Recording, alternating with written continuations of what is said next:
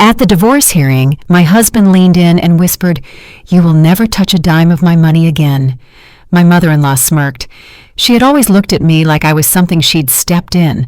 My father-in-law nodded silently. To him, I simply didn't exist.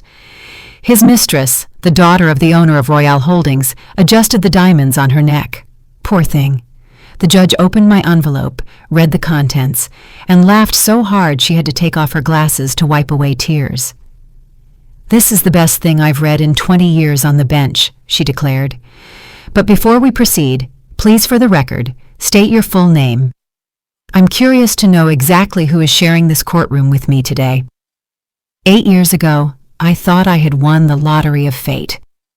Lysander St. James, tall with a profile carved from obsidian and the manners of old money aristocracy, entered my life with the precision of a surgeon selecting the proper instrument.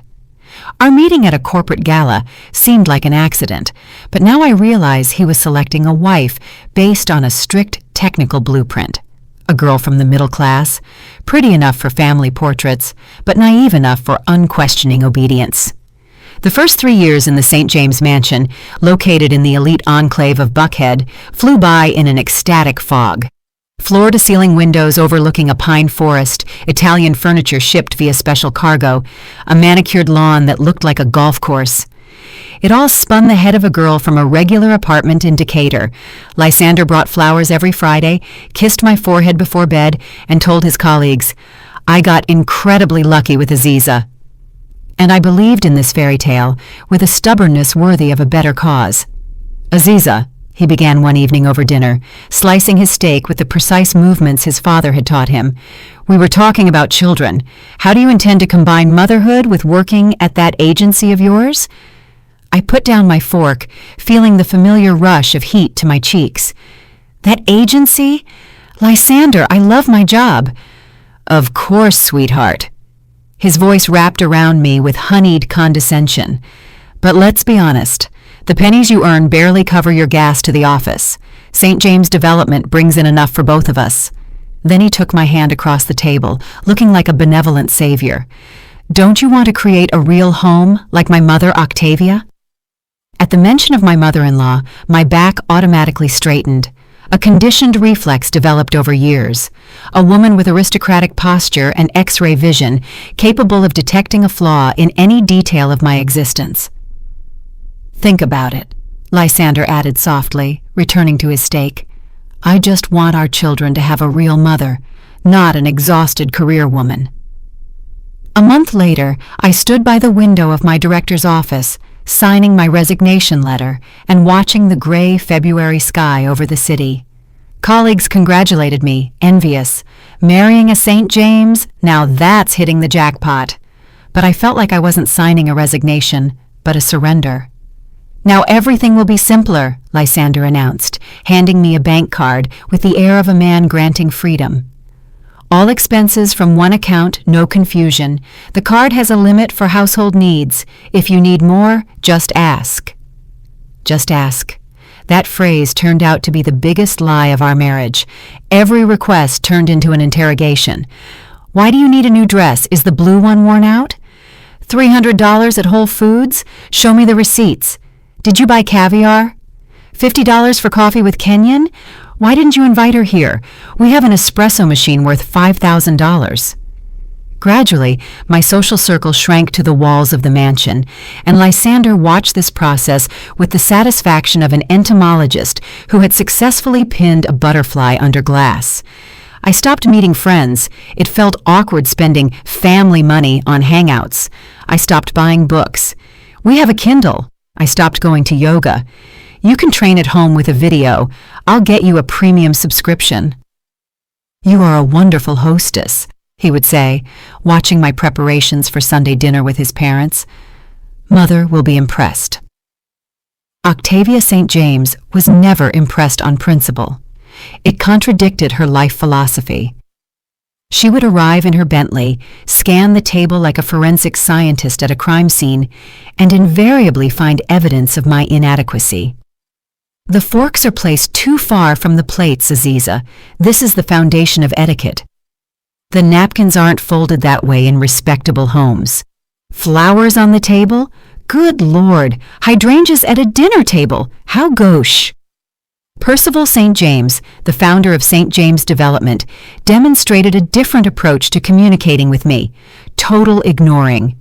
In 8 years, he addressed me directly exactly 3 times, and each time it was a variation of pass the salt.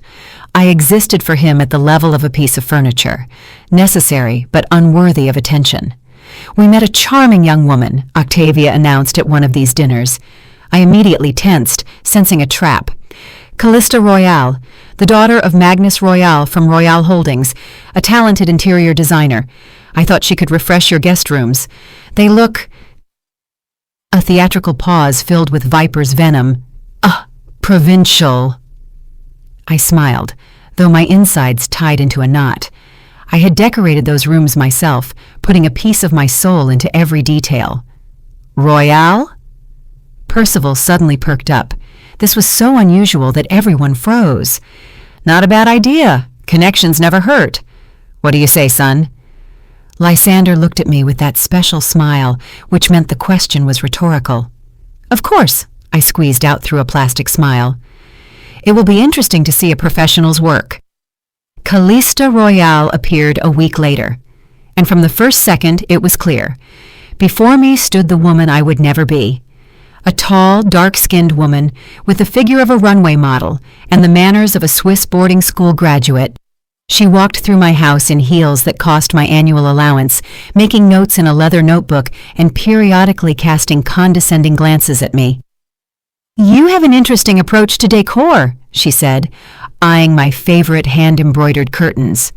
"Very soulful, but for a home of this caliber, you need something more current, don't you agree?" Lysander stood nearby, nodding at her every word with the enthusiasm of a freshman at a Nobel laureate's lecture. His gaze slid over her figure with such interest that I wanted to stand between them. But I kept smiling. A good wife always smiles. God, what a naive fool I was. Changes in Lysander's behavior began gradually but relentlessly. Late returns were accompanied by rote explanations about meetings dragging on. Phone calls required privacy on the balcony. Work issues, I don't want to disturb you with the noise. New cologne was explained as a gift from a grateful client. It would be rude to refuse, you understand. I found an excuse for every detail, clinging to the illusion of stability, until I stumbled upon a receipt from the Apex, the city's most exclusive rooftop restaurant. Tuesday, 8:05 p.m., a bill for 2. The impressive sum of $600 could have covered my personal expenses for 2 months. Dom Perignon, Wagyu steak, chocolate fondant, a romantic dinner menu screaming its purpose. That Tuesday, Lysander was allegedly finishing a quarterly report until late at night. Sitting on the edge of our marital bed, clutching that cursed scrap of paper, I felt the world cracking at the seams. It wasn't just the infidelity. Somewhere deep in my subconscious, that fact had already settled. What killed me was the price tag. Years of humiliation for every penny spent, endless reports for a cup of coffee with a friend, bans on new clothes under the pretext of economy. And here was the result, a small fortune for one romantic evening with an unknown woman. Although my heart whispered the name of that woman with the accuracy of a GPS. The next morning, instead of my usual cleaning, I dressed in my most inconspicuous clothes. I got into my modest Honda Civic. Lysander had graciously allowed me to keep it after selling my beloved Lexus. Why does the family need 2 luxury cars? And headed to the Sovereign Tower downtown. I parked across from the entrance and prepared to wait. At 11:30 a.m., my suspicions materialized into reality. Lysander walked out of the building in the company of Callista Royale. She was laughing, throwing her head back and exposing her long neck. Her hand rested on my husband's shoulder with the ease of an owner. Her red trench coat turned her into the heroine of a movie, while I, in my plain jacket, felt like an extra in a scene of someone else's happiness. They got into his Porsche and sped off, leaving me alone with the bitter revelation. I followed them to the very restaurant where 3 years ago we had celebrated our anniversary, after which Lysander had declared it too expensive for regular visits.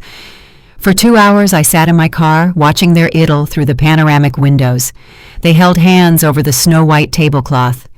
She touched his face with a tenderness I remembered from the first months of our marriage. He kissed her palm with reverence. All the romance that was once intended for me was now being lavished on another woman. By her silver Mercedes, they kissed long and passionately, paying no attention to the passers-by.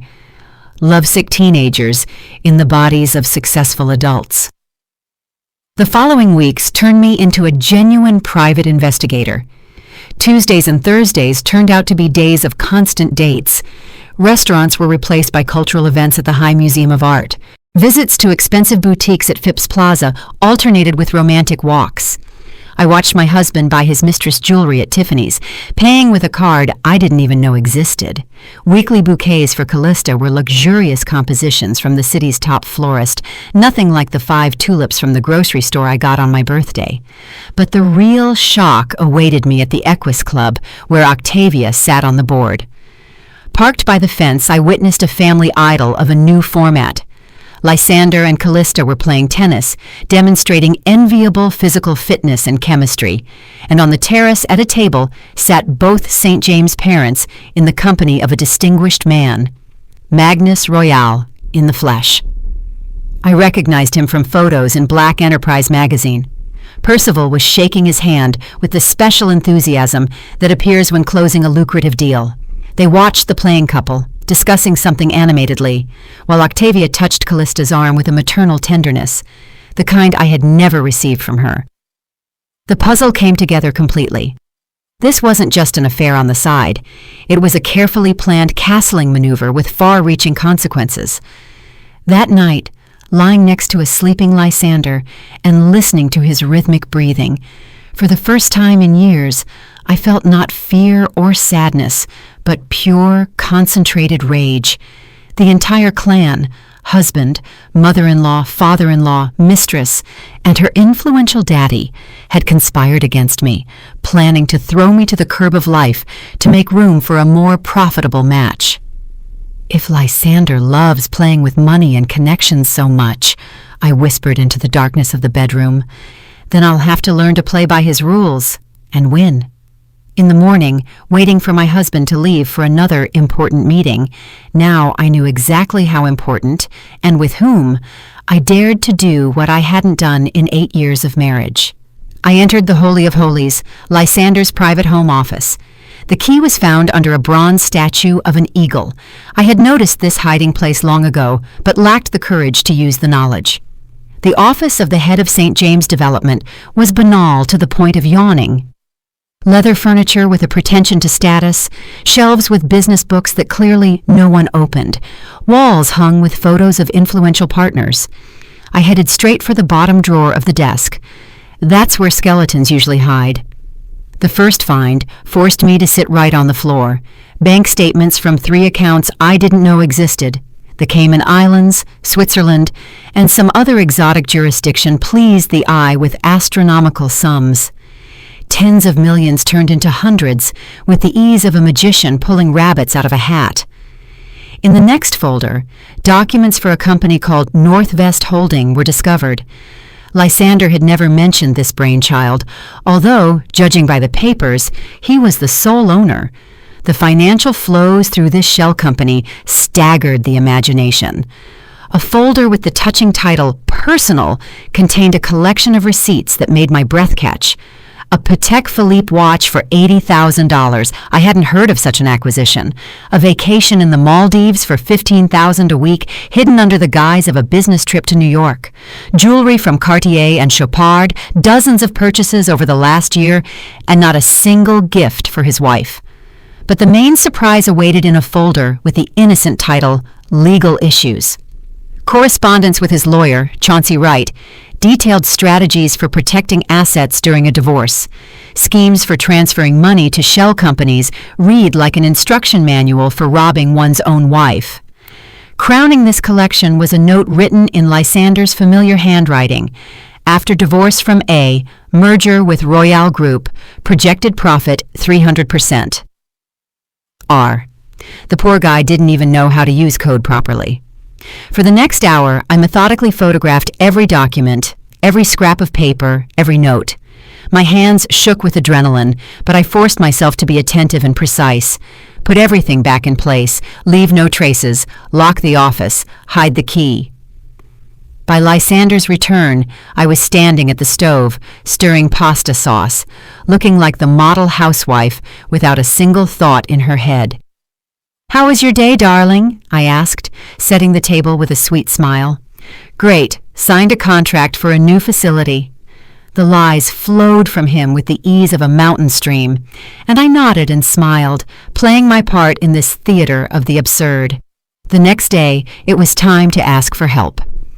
Dialing the number of Soraya, a friend I had lost touch with after my resignation, I fought with shame. Years of silence weighed heavily on my conscience, but Soraya worked as a forensic accountant and could help decipher the intricacies of the financial documents. "Z?"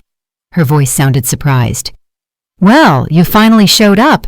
I thought you'd forgotten us mere mortals entirely." "Soraya, I really need help. Can we meet just somewhere far from downtown?" We met at a cozy coffee shop in Decatur, where representatives of the St. James clan certainly did not roam. Soraya looked great, a confident, successful woman next to whom I, in my plain sweater, felt like a poor relative. "Lord Aziza, you're wasting away." She looked me over with a maternal gaze. "Did your prince put you on a diet?" I took out my phone with the photos of the documents, trying not to meet her eyes. "Please look at this, but keep it between us." "All right." Soraya delved into studying the images, and with every minute her face grew darker. She ordered a second cup of coffee, then a third, periodically whistling and shaking her head. Finally, she looked up at me with a shocked expression. "Aziza, honey, this is a classic money laundering scheme through real estate. There are some spinning here that make my head spin. Money comes from some murky sources, passes through shell companies, gets legalized through the purchase and sale of properties, and then safely floats away to offshore accounts. Your hubby is up to his neck in felonies." "And what do I do now?" "Run to the authorities before it's too late. I have a contact in the Economic Crimes Division, Detective Moses Stone. A man with principles, a rarity these days. If you want, I'll give you his number." I took the note with the number and clutched it in my fist the whole way home, trying to comprehend the scale of the disaster. My husband turned out to be not just a cheater and manipulator. He was a bona fide criminal, and all these years I had served as the perfect cover for his dark dealings. A decent wife from a good family, creating an image of respectability and family values. Calling Detective Stone turned out to be harder than breaking into my husband's office. I dialed the number and hung up at least 10 times before finding the strength to wait for an answer. "Stone speaking." The voice sounded calm and confident. "Hello, Detective Stone. My name is Aziza St. James. Soraya gave me your contact. I have information about possible financial crimes in the real estate sector." "I understand. Can you come in today? Downtown Precinct, Office 312. In an hour?" The precinct building smelled of stale coffee mixed with the scent of copier toner. Detective Stone turned out to be a black man in his late 40s with an open face and a firm handshake, one of those people you instinctively want to trust.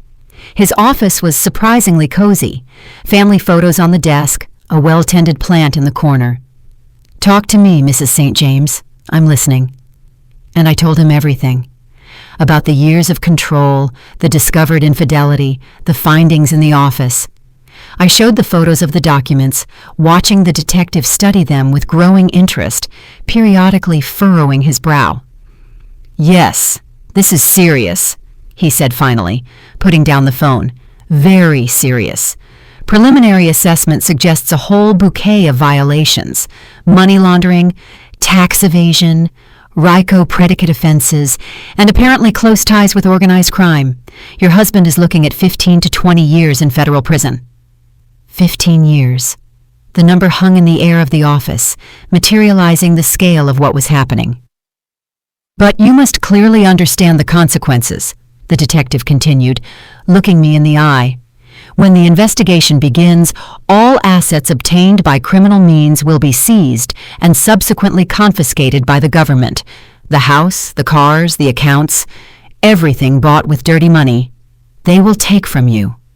And if I cooperate with the investigation, help you from the inside?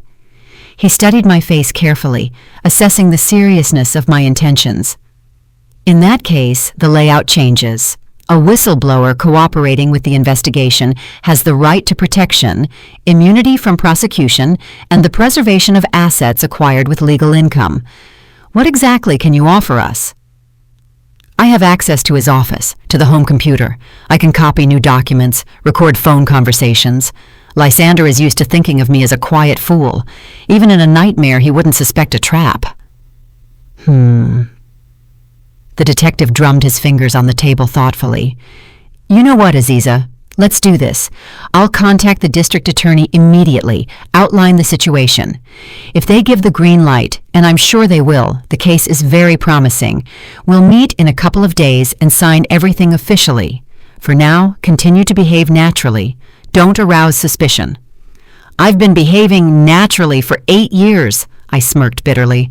I can handle the role for another couple of months. 3 days later, a second meeting took place. This time, Assistant District Attorney Evelyn Ross joined us. A strict woman in glasses, she listened to my story from start to finish and delivered a verdict. We are ready to enter into an official cooperation agreement. You help the investigation collect evidence. We guarantee full immunity from prosecution, protection, and the right to retain all property acquired with legal income prior to the start of your husband's criminal activity. Agreeing to these terms, I signed the documents without even reading the fine print. What difference did it make? The main thing was that I had a real chance to come out of this story not as a destitute beggar, but as a woman who stood up for her rights. The next 2 months turned into the most surreal period of my life. By day, I continued to play the role of the model wife, cooking his favorite gumbo, ironing shirts with special care, meeting him at the door with an unfailing smile.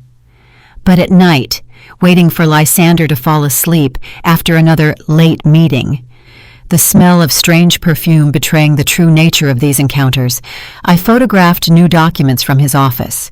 Recording devices, professionally hidden under the desk and in other strategic places, faithfully captured his phone conversations. Relax, we have half the IRS on payroll, he laughed into the phone.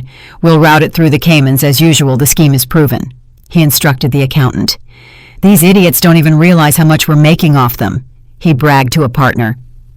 With the help of a specialist recommended by Detective Stone, I installed a program on my husband's computer that automatically copied all files to a secure cloud server accessible only to investigators. The hardest part was keeping a straight face while listening to Lysander's stories about a hard day at work over dinner. I knew he had spent half that day in bed with Callista at her chic condo in Midtown. Yes, I tracked that too, but I continued to nod sympathetically and pour him wine. Smiling when he talked about the need to save on groceries, even though that morning he had transferred $50,000 to buy a new watch for his collection. You've been kind of thoughtful lately, he noticed one day, and my heart dropped somewhere into the region of my stomach. Just got into reading, I answered in the most serene tone possible. Started reading mystery novels. Incredibly gripping. Mysteries? He chuckled condescendingly. Didn't know you were a fan of that kind of trash. Well, educate yourself, as they say. Knowledge is power. Oh, yes, darling, I thought, pouring him coffee. Knowledge really is power. And soon you'll learn that the hard way. With each day, the picture of criminal activity became fuller and more terrifying. Lysander was laundering money for a group controlling illegal mining operations and blood diamond imports masked as legitimate trade. Millions of dollars a month passed through his hands. The scheme was honed by years of practice. Dirty money arrived in cash. Lysander, through a network of straw men, bought real estate. Then St. James Development bought these properties at an inflated price. The difference settled in the company's legal accounts, from where funds could be transferred anywhere in the world. But human greed knows no bounds. Lysander began stealing from his own criminal partners. He understated deal amounts, transferred part of the money to personal offshore accounts, and wrote off the difference as unforeseen expenses. It was on these millions stolen from gangsters that he supported Callista, bought jewelry, took her to the French Riviera, and rented suites in five-star hotels. I diligently passed all this information to the investigation, every document, every recording, every photo of a suspicious meeting. Mrs. St. James, you have done colossal work, Detective Stone said at one of our covert meetings. Thanks to your help, we are uncovering a criminal scheme that has been operating for over 10 years. This isn't just your husband, it's an entire syndicate. What about Royale? He's involved too. It's too early to draw final conclusions, but the connections are definitely traceable. Perhaps he doesn't know the criminal extent, just sees a profitable business alliance through his daughter's marriage. Time will tell. In November, when Atlanta was wrapped in a brisk autumn chill, it was time for the final act of the drama. Lysander filed for divorce, acting in exact accordance with his plan. In the lawsuit, I was presented as a classic gold digger, parasitizing on the hard-earned income of a hard-working husband. He demanded minimal alimony and a complete refusal to divide property. "Don't worry so much," he said condescendingly, handing me the subpoena. "I'm not a heartless monster. I'll rent you a decent apartment, give you living money. Say $2,000 a month. For modest needs, that's quite enough." $2,000, after millions spent on a mistress, generosity worthy of a Nobel Prize. I faked the tears he expected to see. "Lysander, why like this? We lived together for so many years. Aziza, let's do this without hysterics." He grimaced, clearly burdened by the need to participate in an emotional scene. "We haven't had anything real for a long time. You understand that perfectly well yourself. You're a wonderful woman. You'll find someone more suitable for your level." My level. I mentally checked a box, remembering every insult for future triumph. The court hearing was scheduled for late November. Detective Stone assured me that by this time the investigation would have a full dossier to press charges. "Do you want us to make the arrest right now?" he offered at the last meeting. "No." I shook my head with a Mona Lisa smile. "I want to see his face the moment he realizes he has lost on all fronts. That will be worth all the humiliation of 8 years." The day of the trial was gloomy. A biting wind chased leaves through the streets. I deliberately chose the plainest dress in my wardrobe, black, baggy, emphasizing the image of a pathetic abandoned wife. Let them see what they wanted to see. Lysander pulled up to the courthouse in his Porsche, accompanied by an army of lawyers. Chauncey Wright, a legend of divorce proceedings, looked like a predatory shark in a $3,000 suit. Lysander patted me on the shoulder condescendingly. "Don't worry, Aziza. It will all end quickly and painlessly." I nodded submissively, lowering my eyes and hiding a smile. Inside, laughter bubbled. If only he knew how quickly and painlessly, and for whom exactly. Callista Royale appeared 10 minutes later, dressed in a suit worth half my hypothetical annual allowance. She demonstratively sat in the front row, adjusting a diamond necklace, the very one worth $50,000, bought with money stolen from Lysander's criminal partners. She looked me over with the gaze of a victor, poorly concealing her triumph. Next, Octavia St. James flew in. Black Chanel dress, pearls in 3 rows, the expression of a Roman matriarch at the gladiator games. She settled next to Callista, and they immediately began whispering, hiding no animation. They had come to enjoy the spectacle of my humiliation. Percival appeared last, majestic and silent. He gave me a single glance, the kind used to evaluate empty space, and sat next to his wife. My lawyer, Mr. Abernathy, an elderly attorney from Legal Aid, looked like a pale shadow against Wright's team, but that was part of the plan. No one was supposed to suspect a trap. Judge Vernice King, a black woman in her 50s with a piercing gaze behind strict glasses, took her seat. "I declare the session open. Hearing the case for the dissolution of marriage between Lysander St. James and Aziza St. James."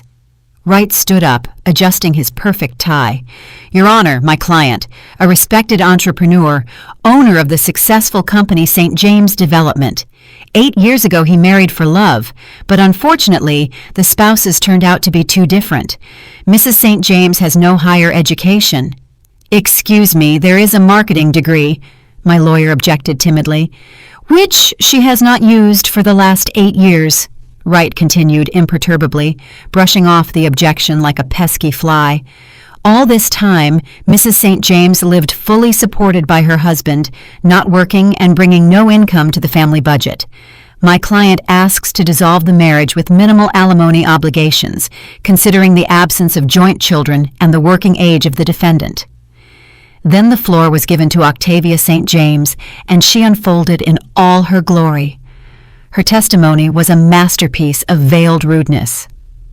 I tried very hard to accept Aziza into our family, she began with the voice of a suffering saint.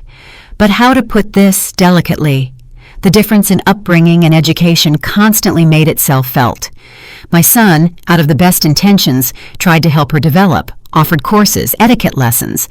But Aziza preferred to spend days at home, showing no interest in self-development. At business events she was lost, didn't know how to maintain conversation with her husband's partners. This undoubtedly harmed the company's reputation. Each word hit like a whip. Courses, tutors. They were rewriting history with the fantasy of a novelist. Percival spoke briefly but weightily. My son deserves an equal partner in life. Aziza. He paused, pretending to try to remember my name. Unfortunately, did not correspond to the level of the St. James family. Callista didn't formally testify, but her presence spoke louder than words. She sat in her seat, crossing her long legs, looking at me with poorly concealed amusement. The future Mrs. St. James had come to admire how they threw out the used material. Finally, it was the turn of the main hero of the drama. Lysander stood up, squared his shoulders, the embodiment of a successful man forced to part with an unfortunate life choice. His voice sounded sad and noble. Your Honor, I sincerely loved my wife, but over time, we became strangers. I don't blame Aziza. She is a good person. We are simply from two different worlds. I asked to dissolve our marriage, and am ready to pay reasonable support to give her time to find a job and get on her feet. Reasonable support.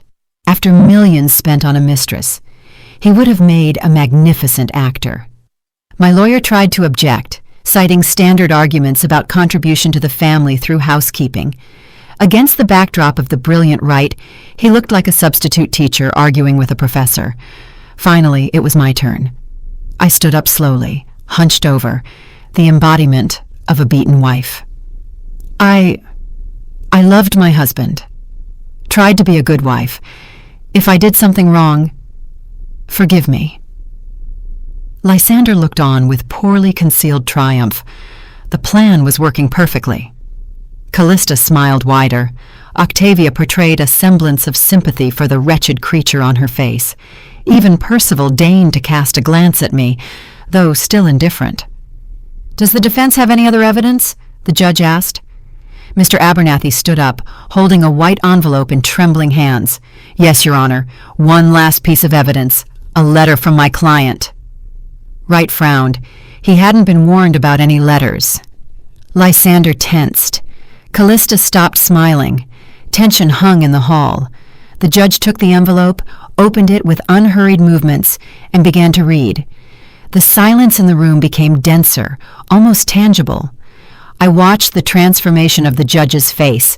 Professional interest was replaced by amazement. Amazement grew into something resembling admiration. She read to the end, took off her glasses, looked around at those present, and laughed. Not a restrained chuckle. She laughed heartily, wiping away tears. This is the best thing I've read in 20 years on the bench, she said, wiping her eyes. Truly, one should never underestimate the quiet housewives. Lysander jumped up, losing his polish. What is there? What is written in that damn letter? The judge cleared her throat, put her glasses back on, and began to read. Letter from Aziza St. James. I quote verbatim.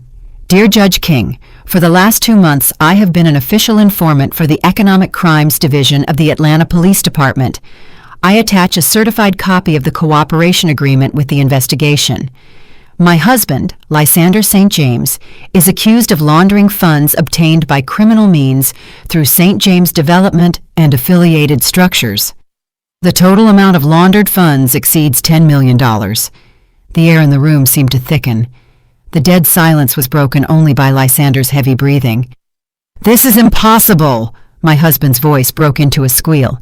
"She doesn't understand anything about business. You just confirmed that yourself." I continue quoting, the judge said imperturbably, clearly enjoying the moment.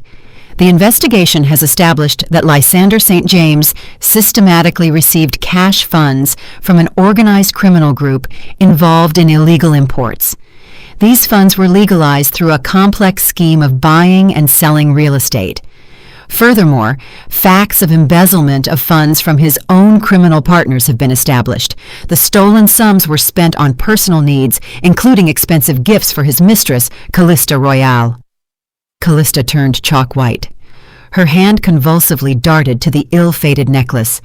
"Further," the judge continued with undisguised pleasure, "I have provided the investigation with 347 audio recordings of phone conversations with confessions to crimes, 1,264 photos of financial documents, full remote access to my husband's work computer, video recordings of meetings with criminal elements. Based on the collected irrefutable evidence, the district attorney's office has opened a criminal case.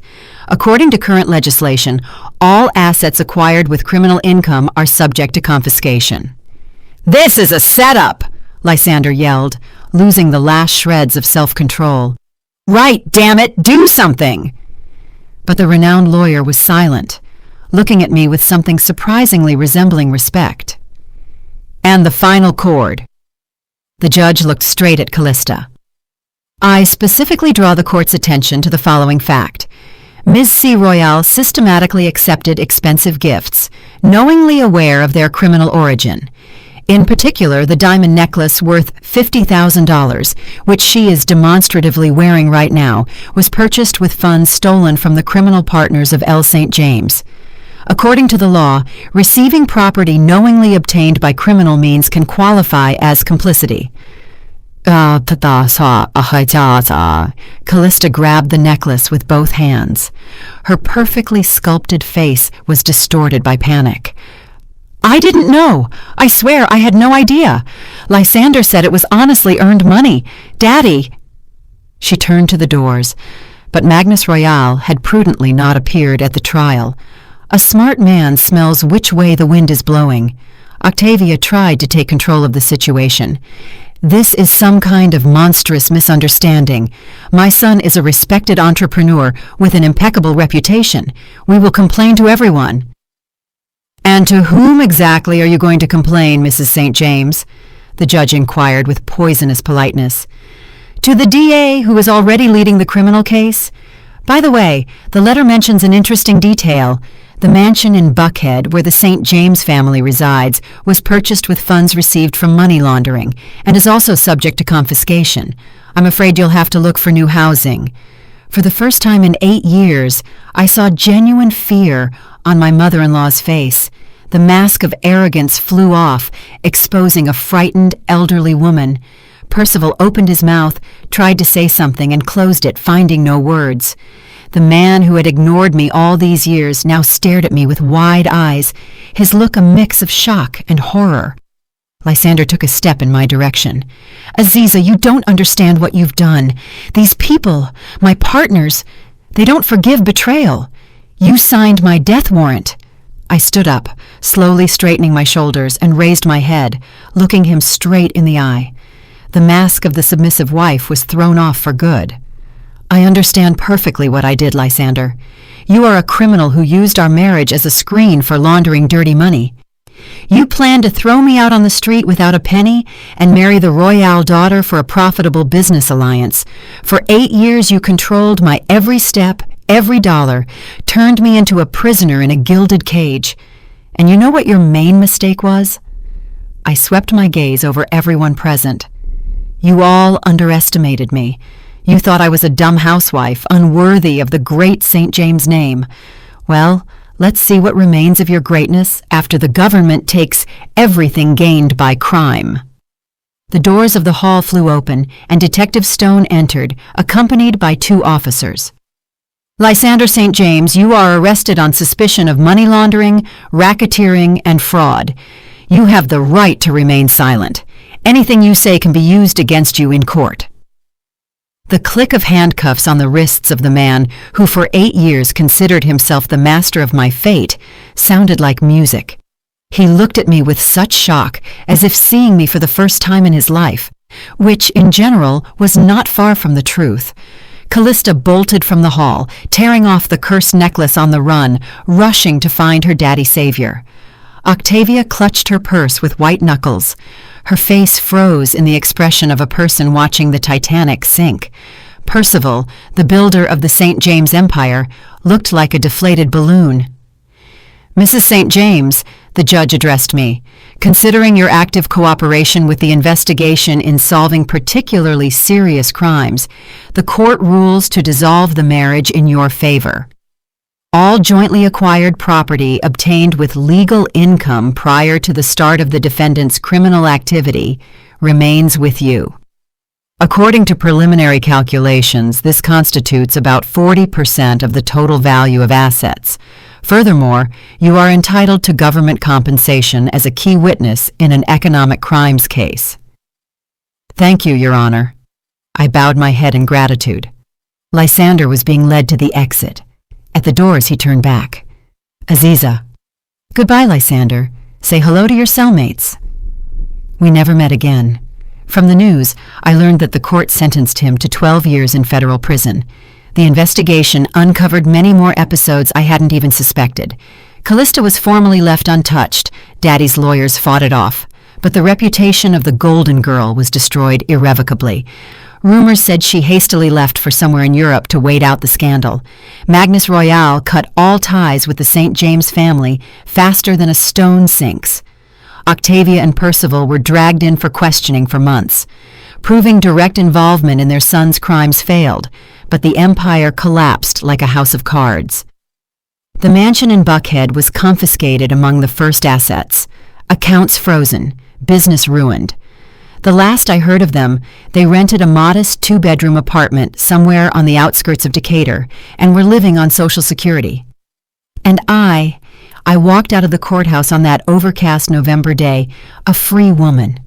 Free not only from a toxic marriage, but from 8 years of fear, humiliation, and total control. The submissive housewife, Lysander St. James had so diligently sculpted from me remained in the past, along with him. In her place stood me, a woman who managed to single-handedly defeat an entire system built for her destruction. A taxi took me across Atlanta, from the courthouse to a rented apartment in Vinings. In my bag lay documents for my legal share of the property and the order for the government payout. Not the St. James billions, but more than enough for a new life. Outside the window, a light snow began to fall, rare for Georgia, covering the city in a white blanket. The first snow of my freedom tasted like victory. The driver turned on the radio, and an old song filled the cabin. "What doesn't kill you makes you stronger." I smiled, watching the swirling snowflakes. 8 years in a golden cage didn't break me. They forged the naive girl into the woman I became. And you know what? I really like this new me. Did you like the story, and which city are you listening from? Let's meet in the comments. If you liked the story, you can support me by sending a super thanks so I can keep bringing more stories like this. Thank you so much for your sweet support. I'm looking forward to your comments on the story. On the screen, you can see 2 new life stories that I highly recommend. There's so much more on my channel. Don't forget to subscribe. See you in the next life story. With love and respect.